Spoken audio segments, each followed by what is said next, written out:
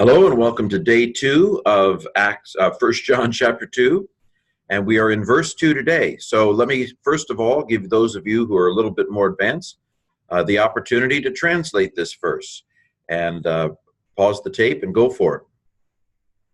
And assuming you've done that, here's my translation.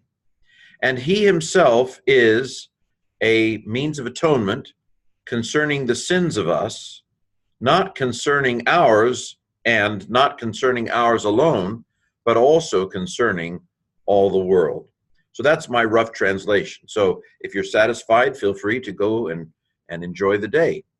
Let me now continue for those of you who want a little bit more details on that translation.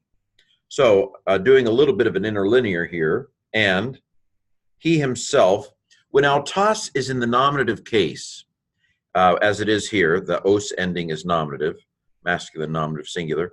When autos is in the nominative case, it intensifies the subject. Now the subject is implied by estin. Estin means he, she, or it is. We don't, from estin alone, we don't know whether the subject is a he, a she, or an it. The fact that autos is nominative and it's masculine suggests that the subject is a he. And of course, we're talking about Jesus.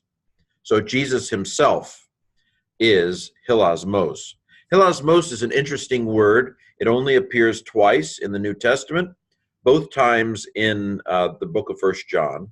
There is a related word hilasterion, which appears, for example, in Romans 3:25, but it also, I think, only appears twice in the New Testament.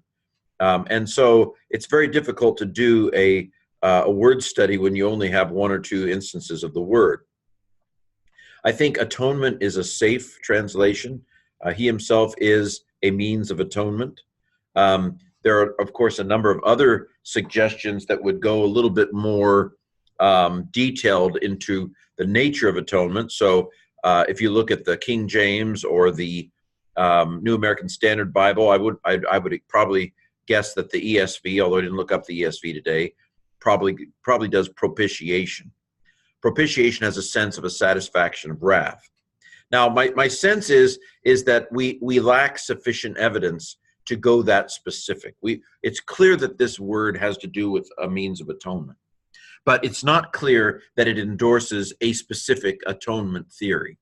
So those who favor the word propitiation largely favor it because of tradition, not because of evidence. I'm open. Don't get me wrong, I'm open. But I have not found sufficient evidence in my pilgrimage thus far to suggest that this word group always has a sense or is limited to the limited sense of the satisfaction of God's wrath. It seems to me that is one dimension of atonement, maybe. I mean, that may very well be one dimension of atonement, the satisfaction of God's wrath.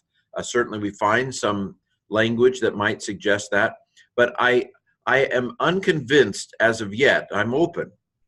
Maybe you'll make a comment that'll be the silver bullet, but I'm unconvinced as of yet that this word has that narrow of a meaning. That may be part of the whole complex of atonement and what it entails, but I'm not convinced that the scope of this word is that narrow.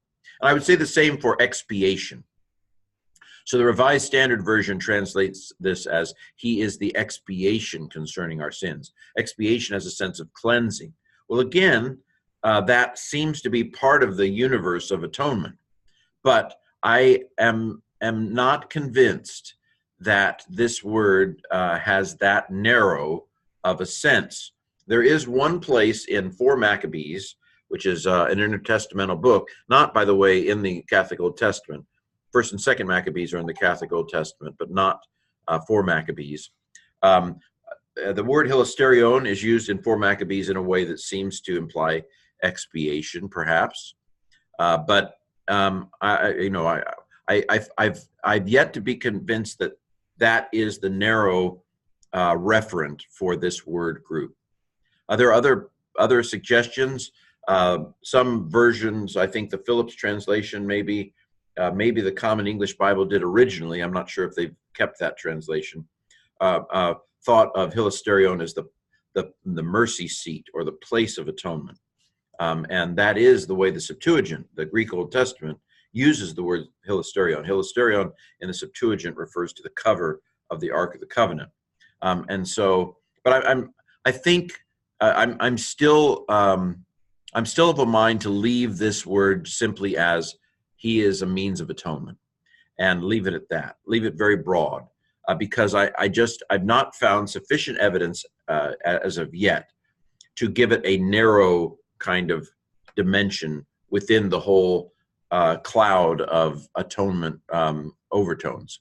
Well, so I'll leave it at that. Jesus himself is the means of atonement concerning the sins of us, concerning our sins, and not concerning ours only. Now, de is a postpositive. It never comes where it's supposed to. Normally, it's second. I would expect it here. Man, John waited a long time for the de. So the de goes all the way back to the front. And not concerning ours only, ours alone. Now, ours here matches sins. So not concerning our sins is the implied statement here. But also concerning the sins of all the world, or the whole world. This is halu, so it's whole.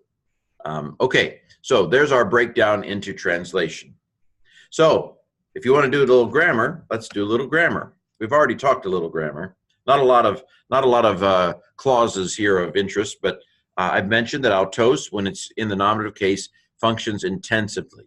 You might even call it the intensive pronoun, although that's always seemed a little peculiar because it's the same word as the personal pronoun for he. But so you might say it's the intensive use of autos. And he himself, emphasis on he, and this guy is the means of atonement. This is a possessive adjective. We've seen it once before thus far in 1 John, and I mentioned when we did that verse that this is not typical Greek style, that Greek prefers to say of us. So hemon is the normal way that Greek does of us. To say our, in English, we prefer to say our. We prefer to say concerning our sins. That's the way we prefer to say it. But Greek prefers to say it concerning the sins of us. And so this is a Johannine, special Johannine feature. And I think I mused that I don't feel like I know enough. Maybe we don't have enough evidence, but I don't feel like I have enough evidence or enough knowledge maybe to say that this is a matter of John's maybe not being a first language Greek speaker, could be, or it could be that this is a particular idiomatic way of talking in Asia, or in that is in Ephesus. Maybe this is Ephesian Greek. I don't know, or maybe this is Jerusalem Greek. I don't know. Maybe somebody surely has done a study on that. Please message me or make a comment in YouTube if you know of a study that. So this is either, I think, a reflection of a Greek being John's second language, or a reflection of some dialect of Greek that John has been influenced by, either in Jerusalem or at Ephesus. But there you have my musings, something that somebody needs to do a PhD dissertation on, and probably already has. So not concerning ours alone, but also concerning all the world. Not a lot of fancy grammar today, and so we'll leave it at that. So we end with the letters. For those of you who are beginners, see if you can pronounce the words and identify the letters before I pause the recording, and see if you can do it on your own, and then see if you agree with me. So this is what? Chi, and you should know that by now. Kappa, iota, alpha. Alpha, upsilon, tau, omicron, sigma. Autos. Iota with a rough breathing mark, so he. Lambda, alpha, sigma, mu, omicron, sigma. Hilasmos. Notice how I tend to, in my pronunciation, stress the accent that has the accent on it. That's about all I do with accents. Hilasmos. Epsilon, sigma, tau, iota, nu, estin. This is a enclitic. It doesn't It doesn't prefer. I don't like accents, okay? Don't make me do an accent. And so since there's an accent in the word right before it, Eston says, oh, good, I don't have to do an accent. I hate accents. It's an introverted accent word. Okay, P epsilon rho iota, Paris, as in Paris. No, not really. Tau omega nu, tone, alpha with a rough breathing mark, ha. Mu alpha rho tau iota omega nu, hamartion. Eta with a rough breathing mark, hey. Mu omega nu, hemon. Omicron upsilon, oo. P epsilon rho iota, peri, concerning. See this concerning. Tau omega nu, tone. These are the word for the, tone. Eta with a rough breathing mark, hey. Mu epsilon tau epsilon rho omega nu, hey meteron. Delta epsilon, de. Mu omicron nu, monon. Or some people say monon. I say monon. I think that's probably more accurate. Alpha, lambda, alpha. Allah. Chi, peri. Omicron with a rough breathing mark. Lambda, omicron, upsilon. Holu. Tau, omicron, upsilon. 2. What word is this? It's another form of the word the. Kappa, omicron, sigma. Mu, omicron, upsilon. Cosmu. Okay, so kai autos helasmas estin, periton hamartion hemon, u periton hemeteron de monon, ala kai peri holu tu cosmu. Okay, kind of butchered that, but I tried. Okay, this has been 1 John 2, verse 2.